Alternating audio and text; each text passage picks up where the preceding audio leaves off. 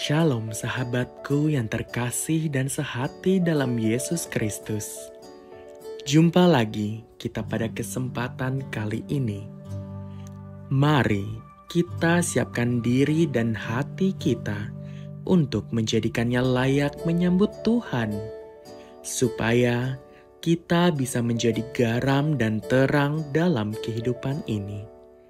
Tentunya dengan bersama kita resapi Renungan Sabda Pendalaman Iman presented by BPK PKK KAJ.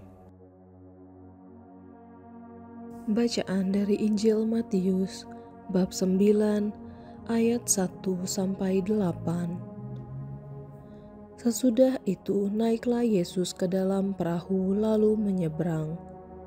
Kemudian sampailah ia ke kotanya sendiri. Lalu dibawalah kepadanya seorang lumpuh yang terbaring di tempat tidurnya. Ketika Yesus melihat iman mereka, berkatalah ia kepada orang lumpuh itu, "Teguhkanlah hatimu, hai anakku, dosa-dosamu sudah diampuni." Mendengar itu, berkatalah beberapa orang ahli Taurat dalam hatinya, "Orang ini menghujat Allah." Tetapi Yesus mengetahui pikiran mereka, lalu berkata, "Mengapa kamu memikirkan hal-hal yang jahat di dalam hatimu? Manakah yang lebih mudah mengatakan dosa-dosamu sudah diampuni, atau mengatakan bangunlah dan berjalanlah? Tetapi supaya kamu tahu bahwa di dunia ini Anak Manusia berkuasa mengampuni dosa." Lalu berkatalah ia kepada orang lumpuh itu, "Bangunlah, angkat tempat tidurmu dan pulanglah ke rumahmu." Orang itu pun bangun lalu pulang. Melihat hal itu, orang banyak itu takut, lalu memuliakan Allah yang telah memberikan kuasa seperti itu kepada manusia. Demikianlah Injil Tuhan. Shalom saudara-saudariku yang dikasihi Tuhan Yesus. Kita bersyukur pada hari ini kita boleh mendengarkan sabda Tuhan dari Matius 9 ayat 1 sampai dengan 8. Dari perikop ini ada satu kata kunci, yaitu dikatakan apa? Percayalah anakku, dosamu sudah diampuni. Mengapa Yesus menyapa dengan percayalah? Saudara-saudariku yang terkasih, pada waktu itu, pada zaman itu, pola pikir orang, kepercayaan orang, kalau orang itu menderita, apakah dia sakit, buta, lumpuh, bahkan kusta, menderita apapun itu dikarenakan karena dosa mereka. Dan hanya Allah yang mampu mengampuni, yang sanggup mengampuni dosa orang. Maka Yesus mau menyampaikan hal itu kepada mereka.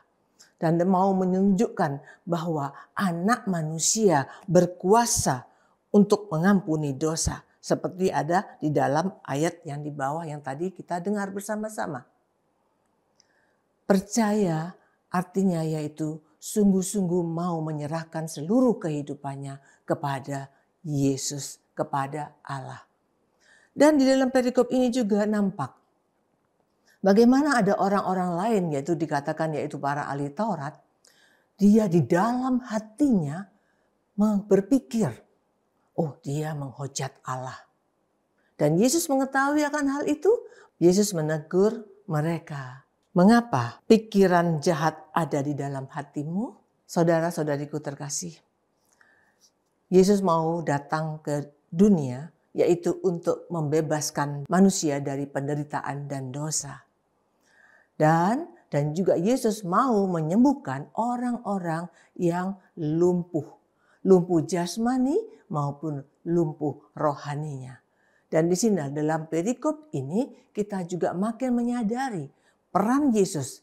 Mulai dia melakukan misinya untuk menyelamatkan umat manusia. Dengan mau membebaskan manusia dari penderitaan dan dosa. Dan sekaligus mau menyembuhkan dari kelumpuhan rohani dan jasmani. Dengan cara bagaimana? Yang pertama yaitu percayalah kepada Allah. Dan yang kedua hendaknya pikirannya adalah jangan mempunyai pikiran-pikiran yang negatif. Dan kita ingat ya, dengan pikiran yang positif, yang baik itu adalah suatu obat yang bisa menyembuhkan. Bahkan ada lagunya bukan? Hati yang gembira adalah obat. Dan semangat yang patah itu mengeringkan tulang. Saya ada sedikit pengalaman. Beberapa tahun yang lalu, sekitar tahun 2008, dalam keluarga kami, suami saya itu pada saat dia bekerja di malam hari, sekitar jam 9-an seperti itu malam, dan saya juga tidak ada di rumah, kami hanya berdua, karena saya ada tugas perutusan harus keluar kota ke Bandung, dan saya pulang pergi, malam hari jam 12 kiranya baru sampai di rumah. Tengah-tengah jalan, kira-kira jam setengah 10, suami saya WA bahwa dia ada merasakan sesuatu di dalam badannya seperti stroke. Jujur saya waktu itu sedikit panik. Saya tidak bisa berdekatan dengan dia, hanya mendengar WA-nya seperti itu. Dan saya tidak bisa berbuat apa-apa tentunya. Karena baru dalam proses perjalanan pulang ke Jakarta. Setelah saya sampai di Jakarta berjumpa dengan dia, lalu dia menyampaikan sesuatu yang sangat baik, kabar baik buat saya. Karena saya melihat bagaimana ungkapan daripada suami saya, dia mengatakan pada waktu sekitar jam 9-an itu, tiba-tiba saya merasakan kaki saya yang di sebelah kiri itu seperti kebas atau tidak merasa apa-apa.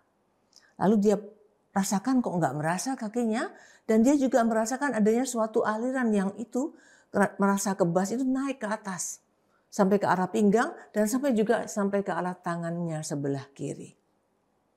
Nah, di situ dia berpikir, oh saya ini kena stroke. Tetapi yang saya heran, kata dia, aneh, ini adalah suatu rahmat Tuhan buat saya. Saya kok tidak panik ya, saya kok tenang ya, dia katakan seperti itu.